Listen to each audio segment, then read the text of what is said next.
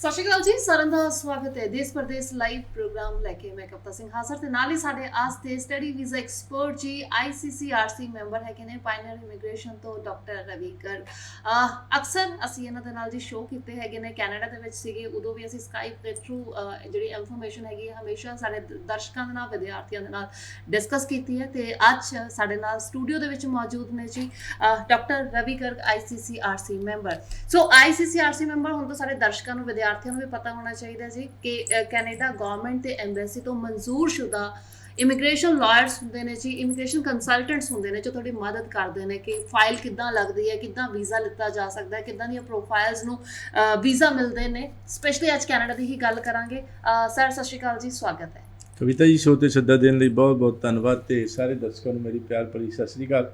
ਕਵਿਤਾ ਜੀ ਦੇ ਵੀ ਦਰਸ਼ਨ ਬਹੁਤ ਚਿਰ ਬਾਅਦ ਹੋ ਰਹੇ ਨੇ ਔਰ ਜਿਹੜੇ ਮੇਰੇ ਦਰਸ਼ਕ ਪਿਆਰ ਕਰਨ ਵਾਲੇ ਭੈਣ ਭਰਾ ਸਟੂਡੈਂਟਸ ਪੇਰੈਂਟਸ ਉਹਨਾਂ ਦੇ ਵੀ ਕੁਛ ਨੂੰ ਮਿਲਿਆ ਹੈਗਾ ਔਰ ਕੁਛ ਨੂੰ ਜਲਦੀ ਮਿਲਾਂਗਾ। ਡੇਟਾਂ ਡਿਕਲੇਅਰ ਹੋ ਗਈਆਂ ਹੈਗੀਆਂ। ਵੈਲਕਮ ਵੱਖਰੇ ਵੱਖਰੇ ਸ਼ਹਿਰਾਂ ਵਿੱਚ ਮੈਂ ਵਿਜ਼ਿਟ ਕਰੂੰਗਾ ਆਫਿਸਿਸ ਦੇ ਵਿੱਚ ਤੇ ਵੈਲਕਮ ਸੱਚੇ ਦਿਲੋਂ ਰੱਬ ਨੂੰ ਹਾਜ਼ਰ ਨਾਜ਼ਰ ਮੰਨ ਕੇ ਤੁਹਾਡੀ ਸੇਵਾ ਵਿੱਚ ਹਾਜ਼ਰ ਔਰ ਮਿਲਾਂਗੇ ਤੇ ਥੋੜ੍ਹਾ ਇੰਤਜ਼ਾਰ ਕਰਨਾ ਪਏਗਾ। ਸਿਰਫ ਉਹੀ ਤੁਹਾਡੀ ਜਿਹੜੀ ਹੈ ਕੀਮਤ ਹੈਗੀ ਹੈ ਕਿ ਇੰਤਜ਼ਾਰ ਕਰਨਾ ਪਏਗਾ। ਅਪਾਇੰਟਮੈਂਟ ਲੈ ਲਓ ਲੇਕਿਨ ਅਪਾਇੰਟਮੈਂਟ ਦੇ ਬਾਵਜੂਦ ਕੁਝ ਜ਼ਿਆਦਾ ਵੇਟ ਕਰਨਾ ਪੈ ਸਕਦਾ। ਪਲੀਜ਼ ਸਾਡੇ ਕਿਸੇ ਵੀ ਸਟਾਫ ਮੈਂਬਰ ਨਾਲ ਮਿਸਬਿਹੇਵ ਨਹੀਂ ਕਰਨਾ। ਬਿਹੇਵੀਅਰ ਚੰਗਾ ਹੋਣਾ ਚਾਹੀਦਾ ਰੱਬ ਦੇ ਬੰਦੇ ਬਣ ਕੇ। ਔਰ ਮੇਰਾ ਤੁਹਾਡੇ ਨਾਲ ਵਾਅਦਾ 100% ਓਨੈਸਟੀ, ਟਰਾਂਸਪੇਰੈਂਸੀ, ਕੇਅਰ ਔਰ ਐਕਸਪਰਟੀਜ਼ ਦੇ ਨਾਲ ਦਿਲੋਂ। ਮੈਂ ਅਕਸਰ ਇਹ ਗੱਲ ਕਰਦਾ ਤੁਹਾਡਾ ਮਾਮਾ ਚਾਚਾ ਭਰਾ ਵੀ ਉਸ ਤਰੀਕੇ ਨਾਲ ਕੰਮ ਨਹੀਂ ਕਰੇਗਾ ਜਿਸ ਤਰੀਕੇ ਨਾਲ ਮੈਂ ਤੁਹਾਡਾ ਪਿਆਰ ਨਾਲ ਕੰਮ ਕਰਾਂਗਾ ਕਿਉਂਕਿ ਵਾਹਿਗੁਰੂ ਨੇ ਇਹੀ ਸਿਖਾਇਆ, ਸਾਡੇ ਗੁਰੂਆਂ ਨੇ ਸਿਖਾਇਆ। ਰੱਬ ਦੇ ਬੰਦੇ ਬਣ ਕੇ ਰੱਬ ਨੇ ਬੜੀ ਕਿਰਪਾ ਕੀਤੀ। 2003 ਤੋਂ ਕੰਪਨੀ 100% ਓਨੈਸਟੀ ਦੇ ਨਾਲ ਤੁਸੀਂ ਜਿਹੜਾ ਸਾਨੂੰ ਮਾਣ ਦਿੱਤਾ ਉਸ ਦੇ ਨਾਲ ਸਾਰੇ ਸੁਪਨੇ ਮੇਰੇ ਪੂਰੇ ਹੋ ਗਏ ਨੇ ਅਤੇ ਤੁਹਾਡੇ ਸੁਪਨੇ ਪੂਰੇ ਕਰਨ ਦੀ ਮੈਨੂੰ ਇੱਛਾ ਕਿ ਮੈਂ ਸਮਝਦਾ ਕਿ ਜਦੋਂ ਥੱਲਿਓਂ ਉੱਠ ਕੇ ਮਿਹਨਤ ਕਰਕੇ ਜਦੋਂ ਆਪਾਂ ਉੱਪਰ ਜਾਂਦੇ ਹਾਂ ਅਤੇ ਜਿਹੜੀਆਂ ਗੱਲਾਂ ਸੋਚਦੇ ਹਾਂ, ਕੋਈ ਚੰਗੀ ਜਿਹੀ ਥੋੜ੍ਹੀ ਜਿਹੀ ਗੱਡੀ ਹੋਵੇ, ਰੋਟੀ ਪਾਣੀ ਦੀ ਕੋਈ ਟੈਨਸ਼ਨ ਨਾ ਹੋਵੇ ਔਰ ਕਿਸੇ ਦਾ ਕਰਜ਼ਾ ਨਾ ਹੋਵੇ ਔਰ ਛੋਟੀ ਛੋਟੀਆਂ ਗੱਲਾਂ ਜਿਹੜੀਆਂ ਹੈ ਕਿਸੇ ਛੋਟੀਆਂ ਰੋਜ਼ਮਰਰਾ ਦੀ ਜ਼ਿੰਦਗੀ ਦੀ ਜਿਹੜੀਆਂ ਲੋੜਾਂ ਨੇ ਉਹਨਾਂ ਨੂੰ ਕੋਈ ਪੂਰੀਆਂ ਹੋ ਜਾਣ, ਉਹ ਸਭ ਮੇਰੇ ਦਿਲ ਦੇ ਵਿੱਚ ਨੇ। ਔਰ ਚੰਗੀ ਸੱਚੀ ਗੱਲ ਇਹ ਕਿ ਮੈਂ ਵੀ ਸਿਲਵਰ ਸਪੂਨ ਇਨ ਮਾਊਥ ਜਿਹਨੂੰ ਕਹਿੰਦੇ ਹਾਂ ਵੀ ਅਮੀਰੀ ਦੇ ਵਿੱਚ ਨਹੀਂ ਜੰਮਿਆ ਸੀਗਾ। ਮੈਂ ਸਭ ਮਾੜੇ ਤੋਂ ਮਾੜੇ ਦਿਨ ਜਿਹੜੇ ਆਮ ਤੌਰ 'ਤੇ ਸ਼ਾਇਦ ਸਾਰੀਆਂ ਫੈਮਲੀਆਂ ਨੂੰ, ਮੋਸਟ ਜ਼ਿਆਦਾਤਰ ਫੈਮਲੀਆਂ ਨੂੰ ਔਰ ਖ਼ਾਸ ਤੌਰ 'ਤੇ ਜਿਹੜੇ ਬਾਹਰ ਜਾਣਾ ਚਾਹੁੰਦੇ ਨੇ ਔਰ ਮੈਨੂੰ ਮਿਲਦੇ ਨੇ ਜ਼ਿਆਦਾਤਰ, ਉਹਨਾਂ ਨੇ ਮਾੜੇ ਦਿਨ ਦੇਖੇ ਹੁੰਦੇ ਆ ਜਾਂ ਦੇਖਦੇ ਪਏ ਹੁੰਦੇ ਆ ਅਤੇ ਉਹ ਸਭ ਮੈਨੂੰ ਦਿਲੋਂ ਉਹਨਾਂ ਚੀਜ਼ਾਂ ਦੀ ਫੀਲਿੰਗਸ ਔਰ ਤੁਹਾਡੀ ਕੇਅਰ ਦਾ ਵਾਅਦਾ ਜੀ। ਕਿਉਂਕਿ ਆਪਣੀਆਂ ਓਨੈਸਟੀ ਤੇ ਜੈਨੂਇਨਟੀ ਕਰਕੇ ਜਾਣੇ ਜਾਂਦੇ ਨੇ ਜੀ ਪਾਇਨੀਅਰ ਇਮੀਗ੍ਰੇਸ਼ਨ ਤੇ ਅੱਜ ਇਹੀ ਕਾਰਨ ਹੈ ਵੀ ਵੱਖ-ਵੱਖ ਸ਼ਹਿਰਾਂ ਦੇ ਵਿੱਚ ਅੱਜ ਪੂਰੇ 12 ਆਫਿਸਿਸ ਹੋ ਚੁੱਕੇ ਨੇ ਜੀ ਜਿੱਥੇ ਸਟੱਡੀ ਵੀਜ਼ਾ ਦੇ ਵਿੱਚ ਡੀਲ ਕੀਤਾ ਜਾਂਦਾ ਹੈ। ਇਸ ਤੋਂ ਇਲਾਵਾ PR ਦੇ ਵਿੱਚ ਵੀ ਡੀਲ ਕਰਦੇ ਨੇ। PR ਨਹੀਂ, ਅਸੀਂ ਇੱਥੇ ਨਹੀਂ, ਇੰਡੀਆ ਤੋਂ ਲੈਂਦੇ ਨਹੀਂ ਕੇਸਿਸ ਕਿਉਂਕਿ ਬਾਈ ਦ ਵੇ ਥੋੜ੍ਹਾ ਜਿਹਾ ਗਾਈਡੈਂਸ ਦੇ ਤੌਰ 'ਤੇ ਮਾਸਟਰਸ ਕੀਤੀ ਹੋਵੇ, 3 ਸਾਲ ਦਾ ਐਕਸਪੀਰੀਅੰਸ ਹੋਵੇ, 8777 ਦਾ ਮਤਲਬ ਲਿਸਨਿੰਗ ਵਿੱਚ 8, ਰੀਡਿੰਗ ਰਾਈਟਿੰਗ ਸਪੀਕਿੰਗ ਦੇ ਵਿੱਚ 7 ਈਚ ਹੋਣ ਤਾਂ ਜਾ ਕੇ ਕਿਤੇ ਕੁਝ ਚਾਂਸ ਬਣਦੇ ਨੇ PR ਦੇ। ਔਰ ਬਹੁਤ ਘੱਟ ਲੋਕਾਂ ਦੀ ਇਸ ਤਰ੍ਹਾਂ ਦੀ ਐਲੀਜੀਬਿਲਿਟੀ 30 ਇਅਰਸ ਤੋਂ ਏਜ ਵੀ ਘੱਟ ਹੋਣੀ ਚਾਹੀਦੀ ਹੈ। ਸੋ ਉਹ ਔਖਾ ਹੁੰਦਾ। ਸੋ ਉਹ ਅਸੀਂ PR ਦੇ ਕੇਸਿਸ ਨਹੀਂ ਲੈਂਦੇ ਪਏ। ਬਟ ਸਟੱਡੀ ਵੀਜ਼ਾ ਅੱਜ ਵੀ ਚੱਲ ਰਿਹਾ, ਬਹੁਤ ਜ਼ਿਆਦਾ ਤੂਫਾਨ ਨੇਰੀ ਵਾਂਗੂ ਚੱਲਦਾ ਪਿਆ। ਸਕਸੈਸ ਰੇਟ ਕੀ ਚੱਲ ਰਿਹਾ ਰਵੀ ਸਰ? ਤੁਹਾਨੂੰ ਜ਼ਿਆਦਾ ਬੈਟਰ ਪਤਾ ਹੋਏਗਾ ਕਿਦਾਂ ਦੇ ਰਿਜ਼ਲਟਸ ਆ ਰਹੇ ਨੇ ਵੀਜ਼ਾ ਸਕਸੈਸ ਰੇਟ। ਕਵਿਤਾ ਜੀ ਸਕਸੈਸ ਰੇਟ ਬਹੁਤ ਜ਼ਿਆਦਾ ਕਿਉਂਕਿ ਕਰੋਨਾ ਦੇ ਕਰਕੇ 2020 ਦੇ ਵਿੱਚ ਬਹੁਤ ਘੱਟ ਲੋਕ ਜਾ ਪਾਏ, ਫਲਾਈਟਾਂ ਬੰਦ ਸੀਗੀਆਂ ਇੰਟਰਨੈਸ਼ਨਲ ਔਰ ਜਿਹੜੇ ਟਾਰਗੇਟ ਸੀਗੇ ਕੈਨੇਡਾ ਨੂੰ ਲੋੜ ਹੈਗੀ ਆ ਯੰਗ ਜਿਹੜੀ ਪਾਪੂਲੇਸ਼ਨ ਜਨਰੇਸ਼ਨ ਦੀ ਕਿਉਂਕਿ ਉਹਨਾਂ ਦੀ ਜਿਹੜੀ ਆ ਮੀਡੀਅਨ ਏਜ ਅਬਾਊਟ 55 ਦੇ ਕਰੀਬ ਇਸ ਵਕਤ ਹੈਗੀ ਆ। ਦਾ ਮਤਲਬ ਇਹ ਕਿ ਜ਼ਿਆਦਾਤਰ ਲੋਕ ਇਸ ਏਜ ਦੇ ਨੇ ਔਰ ਜਾਂ ਉਸ ਤੋਂ ਵੱਧ ਨੇ ਅਤੇ ਉਹਨਾਂ ਨੂੰ ਫਿਰ ਟੈਕਸਿਸ ਗੌਰਮੈਂਟ ਚਲਾਉਣ ਵਾਸਤੇ ਟੈਕਸਿਸ ਵਾਸਤੇ ਕੰਮ ਕਰਨ ਵਾਲੇ ਜਿਹੜੇ ਨੇ ਉਹੀ 20, 25, 30, 40 ਸਾਲ ਦੇ ਲੋਕ ਅਤੇ ਉਹ ਘੱਟ ਨੇ। ਇਸ ਕਰਕੇ ਉਹਨਾਂ ਨੂੰ ਬਾਹਰੋਂ ਲੋਕ ਲਿਜਾਣੇ ਪੈ ਰਹੇ। ਤਕਰੀਬਨ ਕੋਈ 1 ਲੱਖ ਜਿਹੜੇ ਨੇ ਪਰਮਾਨੈਂਟ ਰੈਜ਼ੀਡੈਂਟ ਉਹਨਾਂ ਨੂੰ ਇਮੀਗ੍ਰੈਂਟਸ ਚਾਹੀਦੇ ਨੇ ਪਰ ਈਅਰ ਦੇ। ਸੋ ਉਹ ਜਿਹੜੇ ਪਿਛਲੇ ਸਾਲ ਨਹੀਂ ਜਾ ਸਕੇ, ਹੁਣ ਜਿਹੜਾ ਸਟੱਡੀ ਵੀਜ਼ਾ ਉਹਨਾਂ ਵਾਸਤੇ ਇੱਕ ਪ੍ਰੈਫਰਡ ਮੋਡ ਵਧੀਆ ਚੀਜ਼ ਹੈਗੀ ਕਿਉਂਕਿ ਸਟੂਡੈਂਟਸ ਇੰਨੇ ਸਾਰੇ ਕਾਲਜਿਸ ਨੂੰ ਪੈਸੇ, GIC ਨੂੰ ਰਹਿਣ ਸਹਿਣ ਦੇ ਪੈਸੇ ਕਰਕੇ 2 ਸਾਲ ਦਾ ਜਾਂ ਜ਼ਿਆਦਾ ਕੋਰਸਿਸ ਡਿਗਰੀਆਂ ਉੱਥੇ ਕਰਦੇ ਨੇ ਔਰ ਉਸ ਤੋਂ ਬਾਅਦ ਕੰਮ ਕਰਦੇ ਨੇ ਔਰ ਐਕਸਪੀਰੀਅੰਸ ਦਿਖਾ ਕੇ ਹੀ ਪੀਆਰ ਹੋਣੀ ਹੁੰਦੀ ਆ। ਉਹ ਕੰਮ ਕਰਕੇ ਜਿਹੜੇ ਟੈਕਸਿਸ ਭਰਦੇ ਨੇ ਔਰ ਕੈਨੇਡੀਅਨ ਸਿਸਟਮ ਵਿੱਚ ਜਦੋਂ ਘੁਲ ਮਿਲ ਜਾਂਦੇ ਨੇ, ਮਤਲਬ ਉਹ ਇੰਟੈਗਰੇਟ ਹੁੰਦੇ ਨੇ ਤੇ ਉਹ ਉਹਨਾਂ ਰੂਲਸ ਦੇ ਮੁਤਾਬਕ ਤਾਂ ਹੀ ਉਹਨਾਂ ਦੀ ਪੀਆਰ ਹੁੰਦੀ ਹੈਗੀ ਹੈ। ਤੇ ਪੀਆਰ ਵੀ ਐਤਕੀ ਵਾਰ ਕਵਿਤਾ ਜੀ ਬਹੁਤ ਹੈਰਾਨੀ ਦੀ ਗੱਲ ਹੈਗੀ ਹੈ ਕਿ 75 ਪੁਆਇੰਟ ਕੈਨੇਡੀਅਨ ਐਕਸਪੀਰੀਅੰਸ ਕਲਾਸ, ਜਿਨ੍ਹਾਂ ਦਾ 1 ਸਾਲ ਦਾ ਐਕਸਪੀਰੀਅੰਸ ਸੀਗਾ, 75 ਵਾਲਿਆਂ ਨੇ ਐਵੇਂ ਜਿਹਨੂੰ ਕਹਿੰਦੇ ਆ ਉਹਦੇ ਵਿੱਚ ਪ੍ਰੋਫਾਈਲ ਬਣਾਤੇ ਤੇ ਅਬਾਊਟ 27,000, ਪਿਛਲੀ ਵਾਰ ਵੀ ਗੱਲ ਕੀਤੀ ਸੀ ਅਸੀਂ 100 ਦੇ ਉੱਪਰ ਇੱਥੇ, ਕਿ ਸਾਰਿਆਂ ਨੂੰ ਪੀਆਰ ਕਰ ਦਿੱਤੀ।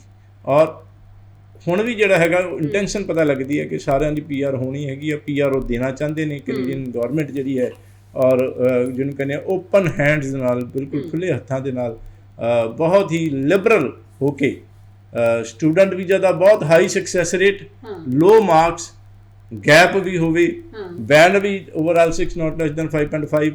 ਆਫ ਕੋਰਸ ਇਹ ਜਿਹੜੇ ਵੀਕ ਪ੍ਰੋਫਾਈਲ ਅਗਰ ਕੇਸਿਸ ਹੋਣਗੇ ਤੇ 10 ਵਿੱਚੋਂ 7 ਦੇ 8 ਦੇ ਵੀਜ਼ੇ, 2-3 ਦੀ ਰਿਫਿਊਜ਼ਲ ਹੋਣਗੀਆਂ, ਕਿਉਂਕਿ ਲੀਨੀਅੰਟ ਵੀਜ਼ਾ ਜਿਹੜਾ ਹੈ ਵੀਜ਼ਾ ਦੇਗਾ ਆਪੀ। ਜਿਹੜਾ ਕੰਸਲਟੈਂਟ ਦਾ ਆਪਣਾ ਕੰਮ ਕੀ ਹੈ ਕਿ ਰੂਲ ਰੈਗੂਲੇਸ਼ਨ ਨੂੰ ਮੀਟ ਕਰਦੇ ਹੋਏ ਕਾਲਜ 'ਚ ਐਡਮਿਸ਼ਨ ਲੈਣੀ, ਅੰਬੈਸੀ ਦੇ ਵਿੱਚ ਫਾਈਲ ਲਾਣੀ, ਜਿਹੜੀਆਂ ਕੰਡੀਸ਼ਨਾਂ ਨੇ 1 ਸਾਲ ਦੀ ਫੀਸ ਕਾਲਜ ਯੂਨੀਵਰਸਿਟੀ ਦੀ ਔਰ GIC ਦੇ $10,000 ਔਰ ਬਾਕੀ ਜਿਹੜੀ ਅਨਕੰਡੀਸ਼ਨਲ ਆਫਰ ਲੈਟਰ, ਇਹ ਸਾਰੀਆਂ ਜਿਹੜੀਆਂ ਕੰਡੀਸ਼ਨਾਂ ਨੂੰ ਪੂਰੀਆਂ ਕਰਦੇ ਹੋਏ ਆਪਾਂ ਫਾਈਲ ਲਾਵਾਂਗੇ। ਲੇਕਿਨ ਸਟ੍ਰਿਕਟ ਵੀਜ਼ਾ ਅਫੀਸਰ ਆਬਜੈਕਸ਼ਨ ਲਾ ਸਕਦਾ ਹੈਗਾ, ਦੁਬਾਰਾ ਫਾਈਲ ਲਾਣੇ ਹੈਗੇ ਆ ਔਰ ਫਿਰ ਦੁਬਾਰਾ ਅਗੇਨ ਕਿ ਅਗਰ ਲੀਨੀਅੰਟ ਵੀਜ਼ਾ ਅਫਸਰ ਵੀਜ਼ਾ ਦੇਗਾ।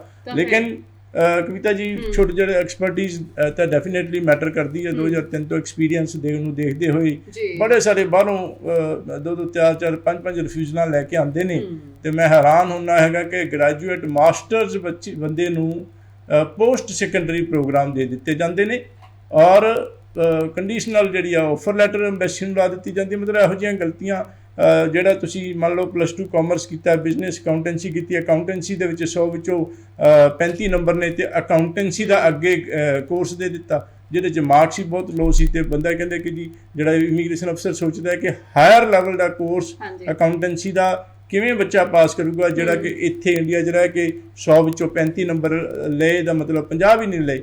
ਸੋ ਉਹ ਜਿਹੜਾ ਜੈਨੂਅਨ ਜਿਹੜਾ ਰਿਫਿਊਜ਼ਲ ਹੋਏਗਾ, ਅਗਲੀ ਵਾਰੀ ਸਾਡੇ ਕੋਲ ਆਉਣਗੇ, ਉਸ ਨੂੰ ਗਲਤੀ ਨੂੰ ਇੰਪਰੂਵ ਕਰਾਂਗੇ ਤੇ ਵੀਜ਼ਾ ਲੱਗੇਗਾ ਵੈਲਕਮ। ਔਰ ਜਿਹੜੀ ਮੇਰੀਆਂ ਡੇਟਾ ਜਿਹੜੀਆਂ ਫਿਕਸ ਹੋ ਗਈਆਂ ਉਹ ਜ਼ਰੂਰ ਅਨਾਉਂਸ ਕਰ ਦਿਓ ਕਿਉਂਕਿ ਹਰ ਸਟੂਡੈਂਟ ਨੂੰ ਇੰਤਜ਼ਾਰ ਰਹਿੰਦਾ ਪਾਇਨੀਅਰ ਇਮੀਗ੍ਰੇਸ਼ਨ ਕਦੋਂ ਉਹਨਾਂ ਦੇ ਸ਼ਹਿਰ ਦੇ ਵਿੱਚ ਆਉਣ। ਬਿਲਕੁਲ 11 ਤਰੀਕ ਨੂੰ ਚੰਡੀਗੜ੍ਹ ਕਵਿਤਾ ਜੀ, 17 ਨੂੰ ਫਿਰੋਜ਼ਪੁਰ, 19 ਨੂੰ ਮੋਗਾ, 20 ਲੁਧਿਆਣਾ, 24 ਜਲੰਧਰ, 26 ਨੂੰ ਅੰਮ੍ਰਿਤਸਰ ਸਾਹਿਬ ਔਰ ਉਸ ਤੋਂ ਨੈਕਸਟ ਵੀਕ ਦੇ ਵਿੱਚ ਜਿਹੜਾ ਬਰਨਾਲਾ ਤੇ ਬਠਿੰਡਾ।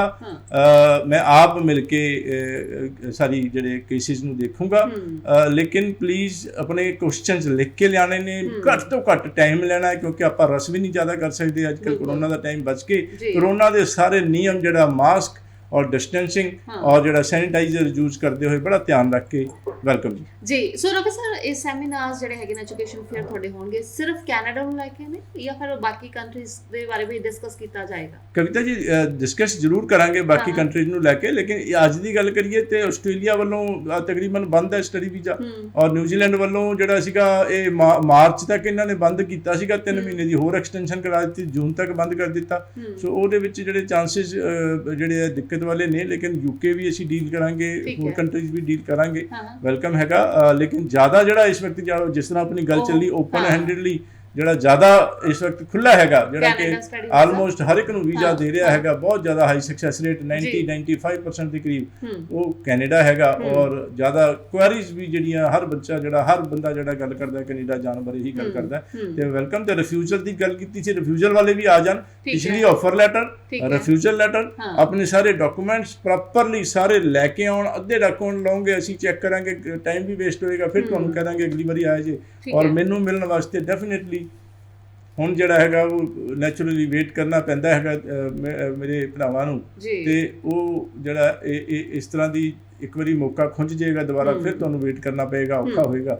ਸੋ ਸਾਰੇ ਡਾਕੂਮੈਂਟਸ ਦੇ ਨਾਲ ਇੱਕ ਹੋਰ ਜਿਹੜੇ ਕਵਿਤਾ ਜੀ ਧਿਆਨ ਦੇਣ ਵਾਲੀ ਬੜੀ ਵਧੀਆ ਖੁਸ਼ਖਬਰੀ ਹੈਗੀ ਹੈ, ਉਹ ਇਹ ਹੈਗੀ ਹੈ ਕਿ ਕੰਪਨੀ ਫੀਸ ਨਿਲ ਕਰ ਦਿੱਤੀ ਹੈਗੀ ਹੈ। ਓਨਲੀ 2000 ਰੁਪੀਜ਼ ਜਿਹੜੇ ਕਾਗਜ਼ ਪੱਤਰ, ਫੋਟੋ ਸਟੇਟ ਔਰ ਸਿਰਫ ਜਿਹਨੂੰ ਕਹਿੰਦੇ ਕਲੈਰੀਕਲ ਵਰਕ ਦੇ, ਬਾਕੀ ਜਿਹੜੀ ਹੈ ਫੀਸ ਖਤਮ। ਔਰ ਕਿਸੇ ਕੋਲੋਂ ਵੀ ਔਰ ਸਿਰਫ ਰਿਫਿਊਜ਼ਡ ਕੇਸਿਸ ਦੀ ਕੁਝ ਫੀਸ ਹੈਗੀ ਹੈ, ਬਾਕੀ ਸਾਰੀ ਫੀਸ ਨਿਲ ਕਰ ਦਿੱਤੀ। ਵੈਲਕਮ ਜੀ। ਸੋ ਫਿਲਹਾਲ ਪਾਇਨੀਅਰ ਇਮੀਗ੍ਰੇਸ਼ਨ ਦੀਆਂ ਸਰਵਿਸਿਜ਼ ਤੁਸੀਂ ਵੀ ਲੈ ਸਕਦੇ ਹੋ ਜੀ। ਕਾਲ ਕਰ ਸਕਦੇ ਹੋ। ਫਿਲਹਾਲ ਤੁਹਾਡੇ ਕੋਲੇ ਮੌਕਾ ਹੈ ਕਿ ਤੁਸੀਂ ਆਪਣਾ ਸਵਾਲ ਜਿਹੜਾ ਉਹ ਵੀ ਜ਼ਰੂਰ ਡਿਸਕਸ ਕਰ ਸਕਦੇ ਹੋ। ਨੰਬਰ ਤੁਹਾਡੀ ਸਕਰੀਨ ਦੇ ਉੱਤੇ ਫਲੈਸ਼ ਹੋ ਰਹੇ ਨੇ। ICCRC member doctor Ravi Garg ਸਾਡੇ ਅੱਜ ਦੇ ਸਟੱਡੀ ਵੀਜ਼ਾ ਐਕਸਪਰਟ ਜੀ ਸਾਡੇ ਨਾਲ ਮੌਜੂਦ ਹੈਗੇ ਨੇ। ਕੈਨੇਡਾ ਸਟੱਡੀ ਵੀਜ਼ਾ ਦੀ ਅਸੀਂ ਗੱਲ ਕਰ ਰਹੇ ਹਾਂ। ਤੁਸੀਂ ਕਿਹਾ PT ਵਾਲੇ ਮਾਫ ਕਰਨਾ IELTS ਜਿਨ੍ਹਾਂ ਬੱਚਿਆਂ ਨੇ ਕੀਤੀ ਹੋਈ ਆ ਉਹ ਅਪਲਾਈ ਕਰ ਸਕਦੇ ਨੇ। ਅੱਛਾ, PT ਦੀ ਗੱਲ ਕਰਨੀ ਹੈ ਤੇ ਨਾਲ ਦੇ ਨਾਲ ਮੈਂ TOEFL ਦੇ ਬਾਰੇ ਜਾਨਣਾ ਚਾਹਾਂਗੀ। ਅੱਛਾ, ਡੋਲਿੰਗੋ ਪਹਿਲਾਂ ਚੱਲਿਆ ਸੀਗਾ, ਹੁਣ ਉਹਨਾਂ ਸਟੂਡੈਂਟਸ ਦੇ ਵਾਸਤੇ ਕੀ ਐਡਵਾਈਸ ਕਰਦੇ ਹੋ? ਬਿਲਕੁਲ ਕਵਿਤਾ ਜੀ, ਓਵਰਆਲ 6 not less than 5.5 ਜਿਸ ਤਰ੍ਹਾਂ ਗੱਲ ਕੀਤੀ IELTS ਚਾਹੀਦੇ ਨੇ, ਔਰ PTE TOEFL ਵੀ ਅੰਬੈਸੀ ਵੱਲੋਂ ਅਲਾਉਡ ਹੈਗਾ, ਵੀਜ਼ਾ ਵੀ ਆਉਂਦੇ ਪਏ ਨੇ, ਕੋਈ ਪ੍ਰੋਬਲਮ ਨਹੀਂ ਹੈਗੀ। ਡੂਲਿੰਗੋ ਸ਼ੁਰੂ ਤੋਂ ਹੀ ਇੱਕ ਚੰਗਾ ਟੈਸਟ ਰਿਹਾ, ਲੇਕਿਨ ਕਾਲਜਿਸ ਦੇ ਵਿੱਚ ਐਡਮਿਸ਼ਨ ਵਾਸਤੇ ਅੰਬੈਸੀ ਨੇ ਕਦੇ ਵੀ ਉਸ ਨੂੰ ਜਿਹੜਾ ਹੈ ਮਨਜ਼ੂਰੀ ਨਹੀਂ ਦਿੱਤੀ। ਦਾ ਮਤਲਬ ਇਹ ਕਿ ਤੁਸੀਂ ਡੋਲਿੰਗੋ ਕਰੋ, ਕਾਲਜ ਦੇ ਵਿੱਚ ਪਾਓ ਫਟਾਫਟ, ਕਿਉਂਕਿ ਜਲਦੀ ਹੁੰਦਾ ਹੈਗਾ, 2 ਦਿਨ ਦੇ ਵਿੱਚ ਟੈਸਟ ਹੋ ਜਾਏਗਾ, 2 ਦਿਨ ਦੇ ਵਿੱਚ ਰਿਜ਼ਲਟ ਆ ਜਾਏਗਾ, ਕਾਲਜ ਨੂੰ ਭੇਜਾਂਗੇ, ਐਡਮਿਸ਼ਨ ਛੇਤੀ ਹੋ ਜਾਏਗੀ। ਕਿਉਂਕਿ IELTS ਕੀਤਾ ਮਹੀਨਾ 1.5 ਮਹੀਨਾ ਲੱਗ ਗਿਆ ਮੰਨ ਲਓ, ਤੇ ਉਸ ਦੇ ਵਿੱਚ ਉਦੋਂ ਤੱਕ ਸੀਟ ਨਹੀਂ ਬਚੇਗੀ। तो डुलिंगो करके फटाफट एडमिशन तक करा सकते हैं, लेकिन एम्बेसी 'ਚ फाइल लाने वास्ते अगेन IELTS करना पेगा। और एक खास चंगी गल ये कि IELTS जनरल जिहड़ा हैगा IELTS अकैडमिक तो काफ़ी फर्क हैगा, सौखा होंदा हैगा। जे 6 ईच लै लोगे तो एम्बेसी IELTS जनरल भी एक्सेप्ट कर लेगी। लेकिन कॉलेज कुछ सोचो 5 कॉलेज 7 कॉलेज IELTS जनरल करनगे। लेकिन जिस तरह फॉर एग्जांपल की गल करिए IELTS ਦੇ ਵਿੱਚ overall 6 not less than 5.5 in 2 modules ਅਗਰ ਆ ਗਏ, ਸੋ ਉਸ ਦੇ ਵਿੱਚ ਕਾਲਜ ਕੁਝ ਹੈਗੇ ਨੇ ਜਿਹੜੇ ਆਫਰ ਲੈਟਰ ਦੇ ਦੇਣਗੇ, ਲੇਕਿਨ ਐਮਬੈਸੀ ਦੇ ਵਿੱਚ ਵੀਜ਼ੇ ਦੇ ਚਾਂਸ ਬਹੁਤ ਲੋ ਹੋ ਜਾਣਗੇ। ਤੇ ਮੇਰੀ ਐਡਵਾਈਸ ਕਿ ਜੇ ਤੁਸੀਂ IELTS ਜਨਰਲ ਕਰ ਲਓ ਤਾਂ 6 ਚ, ਜਾਂ ਅਕੈਡਮਿਕ ਕਰੋਗੇ ਤਾਂ overall 6 not less than 5.5 in 1 module. ਜੀ ਫਿਲਹਾਲ ਸਟੂਡੈਂਟਸ ਜਿਨ੍ਹਾਂ ਨੇ ਆਪਣੀ ਗ੍ਰੇਡ 12th ਕੰਪਲੀਟ ਕੀਤੀ ਹੋਈ ਹੈ, IELTS ਕੀਤੀ ਹੋਈ ਹੈ, ਚਾਹੇ ਤੁਸੀਂ ਫਰੈਸ਼ ਪਾਸ ਆਊਟ ਹੋ ਜੇ, ਹੁਣ ਐਗਜ਼ਾਮ ਦੇਣੇ, ਤੁਸੀਂ ਵੀ ਇੱਕ ਵਾਰ ਇਹਨਾਂ ਸੈਮੀਨਾਰਸ ਦਾ ਹਿੱਸਾ ਬਣ ਸਕਦੇ ਹੋ, ਜਾਂ ਨੰਬਰ ਦੇ ਉੱਤੇ ਕਾਲ ਕਰਕੇ ਆਪਣਾ ਸਵਾਲ ਡਿਸਕਸ ਕਰ ਸਕਦੇ ਹੋ। ਨਾਲ ਦੇ ਨਾਲ ਜਿਹੜੇ ਪਹਿਲਾਂ ਵਾਲੇ ਪੜ੍ਹੇ ਹੋਏ ਨੇ ਜੀ, ਤੁਸੀਂ 2016 17 18 ਆਪਣੀ ਗ੍ਰੇਡ 12th ਕੰਪਲੀਟ ਕੀਤੀ ਸੀ, ਜਾਂ ਫਿਰ ਸਟੂਡੈਂਟ ਜਿੱਦਾਂ ਹੁਣੇ ਰਵੀ ਸਰ ਨੇ ਵੀ ਦੱਸਿਆ ਜੀ, ਰਿਜੈਕਸ਼ਨ ਵਾਲੇ ਜਿਹੜੇ ਸਟੂਡੈਂਟ ਜਿਨ੍ਹਾਂ ਦੀਆਂ ਰਿਜੈਕਸ਼ਨਸ ਆਈਆਂ ਨੇ ਜੀ, ਤੁਹਾਡਾ ਵੀਜ਼ਾ ਨਹੀਂ ਲੱਗਿਆ ਕਿਸੇ ਵੀ ਰੀਜ਼ਨ, ਤੁਸੀਂ ਜ਼ਰੂਰ ਆਪਣੀ ਪ੍ਰੋਫਾਈਲ ਇੱਕ ਵਾਰੀ ਡਿਸਕਸ ਕਰ ਸਕਦੇ ਹੋ। ਦੇਸ਼ ਪ੍ਰਦੇਸ਼ ਲਾਈਵ ਪ੍ਰੋਗਰਾਮ ਫਿਲਹਾਲ ਤੁਸੀਂ ਦੇਖ ਰਹੇ ਹੋ। ਘੱਟ ਬਜਟ ਵਾਲੇ ਸਟੂਡੈਂਟਸ ਦੀ ਗੱਲ ਕਰੀਏ, ਕਿੱਦਾਂ ਦੇ ਕਾਲਜਸ ਦੀ ਆਪਸ਼ਨ ਉਹਨਾਂ ਵਾਸਤੇ ਰਹੇਗੀ ਇਸ ਵਾਰੀ? ਕਵਿਤਾ ਜੀ ਇਹ ਹੈਗਾ ਕਿ ਦੇਖੋ, ਨੌਲੇਜ ਇਜ਼ ਪਾਵਰ, ਔਰ ਅਲੱਗ-ਅਲੱਗ ਕਾਲਜਿਸ ਦੀ ਅਲੱਗ-ਅਲੱਗ ਰਿਕੁਆਇਰਮੈਂਟਸ, ਅਲੱਗ-ਅਲੱਗ IELTS ਦੀ ਰਿਕੁਆਇਰਮੈਂਟ, ਅਲੱਗ-ਅਲੱਗ ਨੰਬਰਾਂ ਦੀ, ਮਾਰਕਸ ਦੀ ਰਿਕੁਆਇਰਮੈਂਟ, ਅਲੱਗ-ਅਲੱਗ ਫੀਸਾਂ, ਇਹ ਸਾਰੀ ਡਿਟੇਲਸ ਸਾਡੇ ਸਟਾਫ ਕੋਲੇ ਹੈਗੀਆਂ ਨੇ। ਔਰ ਅੱਡ-ਅੱਡ ਕਾਲਜਿਸ ਦੇ ਅਲੱਗ-ਅਲੱਗ ਪ੍ਰੋਗਰਾਮ ਦੀ ਅਲੱਗ-ਅਲੱਗ ਫੀਸ ਜੀ। ਸੋ ਜਿਸ ਤਰ੍ਹਾਂ ਤੁਸੀਂ ਗੱਲ ਕੀਤੀ, ਅਗਰ ਕੋਈ ਅਫੋਰਡੇਬਿਲਿਟੀ ਘੱਟ ਹੈ, ਕੋਈ ਪੂਅਰ ਹੈਗਾ ਔਰ ਨਹੀਂ ਅਫੋਰਡ ਕਰਦੇ, ਤੇ ਉਹਨਾਂ ਵਾਸਤੇ ਖਾਸ ਤੌਰ ਤੇ ਇੱਕ ਸਾਡੇ ਵਾਸਤੇ ਤਾਂ ਅਸੀਂ ਸਮਝਦੇ ਕਿ ਸਮਾਜ ਸੇਵਾ ਹੈਗੀ ਹੈ ਕਿ ਉਹਨਾਂ ਨੂੰ ਇਹੋ ਜਿਹੇ ਕਾਲਜਾਂ 'ਚ ਇਹੋ ਜਿਹੇ ਕੋਰਸ ਦੱਸੇ ਜਾਣ ਜਿਨ੍ਹਾਂ ਦੇ ਵਿੱਚ ਫੀਸਾਂ ਘੱਟ ਹੋਣ। ਫੋਰ ਐਗਜ਼ਾਮਪਲ ਕਿ NBCC ਨਿਊ ਬਰੰਜਵਿਕ ਕਮਿਊਨਿਟੀ ਕਾਲਜ ਦੇ ਵਿੱਚ ਜਿਹੜੇ ਪ੍ਰੋਗਰਾਮਸ ਨੇ, ਉਹਨਾਂ ਦੀ ਫੀਸ ਬਾਕੀਆਂ ਨਾਲੋਂ ਅੱਧੀ ਦੇ ਕਰੀਬ, ਮਤਲਬ ਕਿ ਜਿਹੜੀ ਕਿ 2 ਸਾਲ ਦੀ ਫੀਸ ਬਾਕੀ ਕਾਲਜਾਂ ਦੀ ਜਿਹੜੀ ਤਕਰੀਬਨ 12 ਲੱਖ ਰੁਪਏ ਦੇ ਕਰੀਬ 16 ਲੱਖ ਰੁਪਏ ਦੇ ਕਰੀਬ ਬਣਦੀ ਹੈ, ਉਹ NBCC ਦੇ ਵਿੱਚ 9-10 ਲੱਖ ਰੁਪਏ ਆਲਮੋਸਟ ਅੱਧੀ ਆ ਗਈ। ਇਸੇ ਤਰੀਕੇ ਨਾਲ ਹੋਰ ਕਾਲਜਿਸ ਹੈਗੇ ਨੇ, ਜਿਸ ਤਰ੍ਹਾਂ ਲੈਂਪਟਨ ਕਾਲਜ ਹੈਗਾ, KPU ਕੁਆਂਟਲਮ ਪੋਲੀਟੈਕਨਿਕ ਯੂਨੀਵਰਸਿਟੀ ਕਹਿੰਦੇ ਜਿਹਨੂੰ, ਉਹ ਹੈਗਾ, ਕੈਬਰਟਨ ਯੂਨੀਵਰਸਿਟੀ ਹੈਗੀ, CNC ਜਿਹੜਾ ਕਾਲਜ ਆਫ ਨਿਊ ਕੈਲੇਡੋਨੀਆ ਦੇ ਪੋਸਟ ਗ੍ਰੈਜੂਏਟ ਪ੍ਰੋਗਰਾਮ ਹੈਗੇ ਨੇ, ਇਹ ਹੈਗੇ ਨੇ। ਹੋਰ ਵੀ ਕੁਝ ਕਾਲਜਿਸ ਨੇ ਜਿਨ੍ਹਾਂ ਦੇ ਵਿੱਚ ਜਿਸ ਤਰ੍ਹਾਂ ਕਿ 3+1 ਦਾ ਮਤਲਬ 4th ਸਮੈਸਟਰ ਕੋਪ ਹੈਗਾ, ਔਰ ਉਸ ਦੀ ਫੀਸ ਨਹੀਂ ਦੇਣੀ, ਔਰ ਜਿਹੜਾ ਇੱਕ ਕਿਸਮ ਦੀ ਇੰਟਰਨਸ਼ਿਪ ਹੈਗੀ ਆ, ਉਹ ਵੀ ਜ਼ਿਆਦਾਤਰ ਪੇਡ ਦਾ ਮਤਲਬ ਫੀਸ ਤਾਂ ਨਹੀਂ ਦੇਣੀ ਬਲਕਿ ਇਨਕਮ ਹੋਏਗੀ। ਸੋ 3 ਸਮੈਸਟਰ ਦੀ ਫੀਸ 4 ਲੱਖ, ਇੱਕ ਸਮੈਸਟਰ ਦੀ ਫੀਸ 12 ਲੱਖ। ਸੋ ਆਮ ਤੌਰ 'ਤੇ ਜਿਹੜੀ 2 ਸਾਲ ਦੀ ਫੀਸ 16 17 18 ਲੱਖ ਹੁੰਦੀ ਆ, ਉਹ 12-13 ਲੱਖ ਦੀ ਜਿਹੜੀ 12 ਲੱਖ ਹੋਏਗੀ। ਕਾਫੀ ਪੈਸੇ ਵੀ ਬਚਣਗੇ, ਫਾਇਦਾ ਹੋਏਗਾ, ਔਰ ਇਨ ਕਲਾਸ ਨਹੀਂ ਬਲਕਿ ਟ੍ਰੇਨਿੰਗ ਹੋਏਗੀ। ਸੋ ਇਸ ਤਰ੍ਹਾਂ ਦੀ ਕਈ ਸਾਰੀਆਂ ਚੀਜ਼ਾਂ ਜਿਹੜੀਆਂ ਫਾਇਦੇ ਵਾਲੀਆਂ ਜਿਹੜੀਆਂ ਉਹ ਸਾਡੇ ਆਫਿਸ ਦੇ ਵਿੱਚ ਕਾਲ ਕਰਕੇ ਜਾਂ ਤੁਸੀਂ ਵਿਜ਼ਿਟ ਕਰਕੇ ਇਨਫੋਰਮੇਸ਼ਨ ਲੈ ਸਕਦੇ ਹੋ ਜੀ। ਚਲੋ ਰਵ ਸਰ, ਇਹ ਤਾਂ ਗੱਲ ਹੋਈ ਜਿਨ੍ਹਾਂ ਸਟੂਡੈਂਟਸ ਨੇ ਹੁਣ ਅਪਲਾਈ ਕਰਨਾ ਹੈ, ਸੋ ਮਈ ਤੇ ਸਪਟੈਂਬਰ ਇਨਟੇਕ ਹਲੇ ਹੈ ਉਹਨਾਂ ਵਾਸਤੇ। ਦੇਖੋ ਮਈ ਦੇ ਲਾਸਟ ਕੁਝ ਦਿਨ ਹੈਗੇ ਨੇ, ਔਰ ਉਹਨਾਂ ਕਾਲਜਿਸ ਕਿਉਂਕਿ ਵੈਸੇ ਵੀ ਮਈ ਕਾਫੀ ਫੁੱਲ ਹੋ ਚੁੱਕੇ ਨੇ, ਕਿਸੇ ਕਾਲਜ ਦੇ ਵਿੱਚ ਉਹ ਵੀ ਉਹ ਜਿਹੜੇ ਕਿ ਫਟਾਫਟ 2-3-4 ਦਿਨ ਦੇ ਵਿੱਚ ਆਫਰ ਲੈਟਰ ਦੇ ਦੇਣ, ਕਿਉਂਕਿ ਆਫਰ ਲੈਟਰ ਜਿਹੜਾ ਕਈ ਕਾਲਜ ਮਹੀਨੇ 'ਚ ਦਿੰਦੇ ਆ, ਕੋਈ 1.5 ਮਹੀਨੇ 'ਚ, ਕੋਈ 2 ਹਫ਼ਤੇ 3 ਹਫ਼ਤੇ। ਸੋ 2-3 ਦਿਨ ਜਿਹੜਾ 4 ਦਿਨ 'ਚ ਦੇ ਦੇਵੇ, ਕਾਲਜ ਸੀਟਾਂ ਬਚੀਆਂ ਹੋਣ, ਉਹਨਾਂ ਕਾਲਜਾਂ ਦੇ ਵਿੱਚ ਅਪਲਾਈ ਕਰਕੇ ਫਟਾਫਟ ਸਾਨੂੰ ਵੀ ਛੇਤੀ ਕਰਕੇ ਉਹਦੀ ਫਾਈਲ ਬਣਾ ਕੇ ਮਈ ਵਿੱਚ ਲਾਉਣੀ ਪਏਗੀ। ਟਾਈਮ ਬੜਾ ਘੱਟ ਹੈਗਾ, ਹੁਣ ਲਿਮਿਟਿਡ ਹੈਗਾ। ਔਰ ਅਦਰਵਾਈਜ਼ ਜਿਹੜਾ ਹੈ ਸਤੰਬਰ ਦੇ ਵਿੱਚ ਵੀ ਈਵਨ ਕਿ ਕਿਉਂਕਿ ਕਰੋਨਾ ਕਰਕੇ ਡੈਫਰਮੈਂਟਾਂ ਹੁੰਦੀਆਂ ਗਈਆਂ ਅਗਲੇ ਇਨਟੇਕ ਦੇ ਵਿੱਚ। ਸਤੰਬਰ ਵਾਸਤੇ ਵੀ ਬੜੀ ਸਾਰੀ ਡੈਫਰਮੈਂਟਾਂ ਹੋ ਚੁੱਕੀਆਂ ਨੇ, ਅਬਾਊਟ 60-70% ਕਾਲਜਿਸ ਕੋਰਸਿਸ ਫੁੱਲ ਨੇ, ਤੇ ਸਤੰਬਰ ਵੀ ਜਿਹੜਾ ਹੈ ਕਿਸੇ ਕਾਲਜ ਕੋਈ ਕੋਰਸ ਮਿਲਣਗੇ, ਉਹ ਵੀ ਸਾਰੀ ਡਿਟੇਲ ਜਿਹੜੀ ਹੈ ਤੁਸੀਂ ਆਫਿਸ ਦੇ ਵਿੱਚ ਗੱਲ ਕਰ ਸਕਦੇ ਹੋ। ਲੇਕਿਨ ਕਈ ਕਾਲਜਿਸ ਜਿਹੜੇ ਨੇ, ਕਾਲਜਿਸ ਦੇ ਜ਼ਿਆਦਾਤਰ ਪ੍ਰੋਗਰਾਮ ਫੁੱਲ ਹੋ ਗਏ ਜਾਂ ਕਾਫੀ ਸਾਰੇ ਪ੍ਰੋਗਰਾਮ ਜਿਹੜੇ ਫੁੱਲ ਹੋਏ। ਜਨਵਰੀ 2022 ਦੀ ਵੀ ਐਡਮਿਸ਼ਨਾਂ ਉਹਨਾਂ ਨੇ ਸ਼ੁਰੂ ਕਰ ਦਿੱਤੀਆਂ। ਅੱਛਾ, ਸੋ ਯਾਨੀ 2022 ਤੱਕ ਜਿਹੜੀ ਇਹਨੇ ਫਿਰ ਵਾਰੀ ਆਏਗੀ ਜੀ ਸਾਡੇ ਵਿਦਿਆਰਥੀ ਨੇ, ਅਗਰ ਤੁਸੀਂ ਹਲੇ ਵੀ ਅਪਲਾਈ ਨਹੀਂ ਕਰਦੇ ਹੋ। ਸੋ ਫਿਲਹਾਲ ਤੁਹਾਡੇ ਕੋਲੇ ਮੌਕਾ ਹੈ ਜੀ, ਤੁਸੀਂ ਮੇਨ ਇਨਟੇਕ ਦੇ ਵਾਸਤੇ ਵੀ ਅਪਲਾਈ ਕਰ ਸਕਦੇ ਹੋ, ਨਾਲ ਦੇ ਨਾਲ ਸੈਪਟੈਂਬਰ ਦੀ ਐਡਮਿਸ਼ਨ ਚੱਲ ਰਹੀਆਂ ਨੇ। ਪਾਇਨੀਅਰ ਇਮੀਗ੍ਰੇਸ਼ਨ ਤੋਂ ਡਾਕਟਰ ਰਵੀ ਗਰਗ ਸਾਡੇ ਅੱਜ ਦੇ ICCRC member, study visa expert ਹੈਗੇ ਨੇ ਜੀ। 2003 ਤੋਂ ਜਿਹੜੇ ਹੈਗੇ ਨੇ ਸਟੱਡੀ ਵੀਜ਼ਾ ਦੇ ਵਿੱਚ ਡੀਲ ਕਰਦੇ ਆ ਰਹੇ ਨੇ, ਤੇ ਵੈਰੀ ਲੌਂਗ ਇੱਕ ਪੀਰੀਅਡ ਹੋ ਗਿਆ ਤੁਹਾਨੂੰ ਇਸ ਇੰਡਸਟਰੀ ਦੇ ਵਿੱਚ। ਤੇ ਫਿਲਹਾਲ ਜੀ ਜਿਹੜੇ ਸਾਡੇ ਵਿਦਿਆਰਥੀ ਇਸ ਵਾਰੀ ਹੁਣ ਅਪਲਾਈ ਕਰਨਗੇ ਪਾਇਨੀਅਰ ਇਮੀਗ੍ਰੇਸ਼ਨ ਤੋਂ ਸਰਵਿਸਿਜ਼ ਲੈਣੀਆਂ ਨੇ, ਤਾਂ ਸਿਰਫ 2000 ਯੂ ਆਰ ਸੇਇੰਗ ਕਿ ਵੀ they have to charge, otherwise ਕੋਈ ਇਦਾਂ ਦਾ ਖਰਚਾ ਨਹੀਂ ਹੈ। ਖਾਸ ਤੌਰ ਤੇ ਕਵਿਤਾ ਜੀ ਇੱਕ ਧਿਆਨ ਰੱਖਣ ਵਾਲੀ ਗੱਲ ਹੈ, ਜੇ ਅਸੀਂ ਵਰਡ ਯੂਜ਼ ਕਰਦੇ ਹਾਂ ਰੱਬ ਦੇ ਬੰਦੇ, ਕੋਈ ਹਿਡਨ ਚਾਰजेस ਨਹੀਂ, ਕੋਈ ਇਸ ਤਰ੍ਹਾਂ ਦੀ ਗੱਲ ਹੋਣ ਦਾ ਮਤਲਬ ਹੀ ਨਹੀਂ, ਸਵਾਲ ਹੀ ਨਹੀਂ, ਸੋਚਣਾ ਵੀ ਨਹੀਂ। ਦੇਖੋ ਕਿਸੇ ਨੂੰ ਮੂਰਖ ਬਣਾਉਣਾ ਕੋਈ ਇੰਨੀ ਵੱਡੀ ਗੱਲ ਨਹੀਂ ਹੈ, ਜਿਹੜੀ ਕਿ ਖਾਸ ਤੌਰ ਤੇ ਮੈਂ ਤਾਂ ਇਹ ਕਹਿਣਾ ਹੈਗਾ ਕਿ ਆਪਾਂ ਪੰਜਾਬੀ, ਪੰਜਾਬ ਦੇ ਵਿੱਚ ਰਹਿਣ ਵਾਲੇ ਹੈਗੇ, ਸਾਡੇ ਗੁਰੂਆਂ ਨੇ ਕਿੰਨੀਆਂ ਵੱਡੀਆਂ ਸਿੱਖਿਆਵਾਂ ਦਿੱਤੀਆਂ, ਗ੍ਰੰਥ ਲਿਖੇ, ਔਰ ਅਸੀਂ ਪੜ੍ਹਦੇ ਵੀ ਹੈਗੇ ਸਾਰੇ ਔਰ ਸਮਝਦੇ ਵੀ ਹੈਗੇ ਆ। ਲੇਕਿਨ ਅਨਫੋਰਚੂਨੇਟਲੀ ਇਹ ਵੀ ਹੈਗਾ ਕਿ ਬਹੁਤ ਸਾਰੇ ਲੋਕ ਨਹੀਂ ਸਮਝਦੇ। ਸਵੇਰੇ ਗੁਰਦੁਆਰੇ ਅੰਦਰ ਜਾ ਕੇ ਆਏ, ਸ਼ਾਮ ਨੂੰ ਫਿਰ ਠੱਗੀ ਮਾਰਨ ਵਾਲੀ ਗੱਲ ਕੀਤੀ, ਨਹੀਂ ਹੋਣੀ ਚਾਹੀਦੀ। ਲੈਟ ਅਸ ਆਲ ਵੀ ਜਿਹੜਾ ਗੋਡਲੀ ਪਰਸਨ, ਰੱਬ ਦੇ ਬੰਦੇ ਬਣੀਏ, ਔਰ ਇਹ ਮੂਰਖ ਬਣਾਉਣਾ ਕੋਈ ਇੰਨੀ ਵੱਡੀ ਗੱਲ ਨਹੀਂ। ਮੈਂ ਸਮਝਦਾ ਕਿ ਇਹ ਕਹਿਣਾ ਕਿ ਮੈਂ ਉਹਨੂੰ ਮੂਰਖ ਬਣਾਤਾ, ਤੇ ਉਹ ਹਰ ਬੰਦਾ ਸਿਆਣਾ ਹੁੰਦਾ, ਆਪਣੇ ਆਪ ਨੂੰ ਮੂਰਖ ਬਣਾਉਣ ਵਾਲੀ ਗੱਲ ਹੈਗੀ ਹੈ। ਅਗਲੀ ਵਾਰ ਤੋਂ ਤੁਹਾਡਾ ਕੋਲ ਉਹ ਬੰਦਾ ਨਹੀਂ ਆਏਗਾ। ਕਿਸੇ ਨੂੰ ਵੀ ਨਹੀਂ ਇਸ ਤਰੀਕੇ ਨਾਲ ਦੂਸਰੇ ਨੂੰ ਮੂਰਖ ਬਣਾਉਣਾ ਚਾਹੀਦਾ। ਆਪਾਂ ਇੱਕ ਸਾਫ਼ ਸੁਥਰਾ ਚੰਗਾ ਸਮਾਜ ਜਿਹੜਾ ਹੈ ਜੀ। So doctor Ravi sir, students ਜਿਨ੍ਹਾਂ ਨੇ ਆਲਰੇਡੀ ਪਹਿਲਾਂ ਅਪਲਾਈ ਕੀਤਾ ਹੋਇਆ ਸੀ, still they are waiting for results, ਤੁਹਾਨੂੰ ਵੀ ਲੱਗਦਾ ਕਿ ਹਾਂਜੀ ਸਟੂਡੈਂਟਸ ਪਰੇਸ਼ਾਨ ਹੈਗੇ ਨੇ? ਬਿਲਕੁਲ ਕਵਿਤਾ ਜੀ, ਦੇਖੋ ਤੁਹਾਡੇ ਨਾਲ ਜਦੋਂ ਆਨਲਾਈਨ ਹੁੰਦੀ ਸੀ ਉਦੋਂ ਵੀ ਆਪਣੀ ਸ਼ੋਅ ਚੱਲਦੇ ਸੀਗੇ ਤੇ ਗੱਲਬਾਤ ਹੁੰਦੀ ਸੀਗੀ, ਤੇ ਲੋਕਾਂ ਨੂੰ ਇਨਫੋਰਮੇਸ਼ਨ, ਔਰ ਐਮਬੈਸੀ ਬੰਦ ਰਹੀ, VFS ਬੰਦ ਰਿਹਾ, ਔਰ ਬਾਇਓਮੈਟ੍ਰਿਕਸ ਬੰਦ ਰਹੇ। ਦਸੰਬਰ ਦੇ ਵਿੱਚ ਜਾ ਕੇ ਬਾਇਓਮੈਟ੍ਰਿਕਸ ਖੁੱਲੇ ਸੀਗੇ, ਔਰ ਉਹ ਸਾਰਾ ਪਿਛਲਾ ਬੈਕਲੌਗ ਸੀਗਾ ਜਿਹੜਾ ਕਿ AIPs ਦਿੰਦੇ ਰਹੇ, ਔਰ ਐਮਬੈਸੀ ਨੇ ਕਿਹਾ ਸੀਗਾ ਕਿ ਵੀ ਚਲੋ ਆਨਲਾਈਨ ਸਟੱਡੀਜ਼ ਆਪਣੇ ਕੰਟਰੀ ਦੇ ਵਿੱਚ ਰਹਿ ਕੇ ਪੜ੍ਹਦੇ ਰਹੋ, ਕੋਈ ਗੱਲ ਨਹੀਂ, ਤੇ ਉਹ ਸਾਰਾ ਬੈਕਲੌਗ ਸੀਗਾ। ਲੇਕਿਨ ਵੀਜ਼ਾ ਲੱਗੇਗਾ ਫਿਰ ਹੀ ਲੋਕ ਟਰੈਵਲ ਕਰਨਗੇ, ਔਰ 100 ਦੇ ਵਿੱਚੋਂ 1-2 ਤੇ AIP ਤੋਂ ਬਾਅਦ ਵੀ ਰਿਫਿਊਜ਼ਲ ਹੋ ਜਾਂਦੇ ਸੀਗੇ। ਸੋ ਉਸ ਦੇ ਚਲਦਿਆਂ, ਲੇਕਿਨ ਇਹ ਕਿ ਹੁਣ ਜਿਹੜਾ ਹੈਗਾ ਚੰਗੀ ਖਬਰ ਇਹ ਕਿ ਐਮਬੈਸੀ ਨੇ ਪਿਛਲੇ ਮਹੀਨੇ, 1.5 ਮਹੀਨੇ ਤੋਂ ਫਟਾਫਟ ਠਕ ਜਿਹਨੂੰ ਕਹਿੰਦੇ ਬਹੁਤ ਹੀ ਜ਼ਿਆਦਾ ਸਪੀਡ ਨਾਲ, ਮੇਰੇ ਹਿਸਾਬ ਨਾਲ ਐਕਸਟਰਾ ਜਿਹੜੇ ਮੈਨ ਫੋਰਸ ਲਾ ਕੇ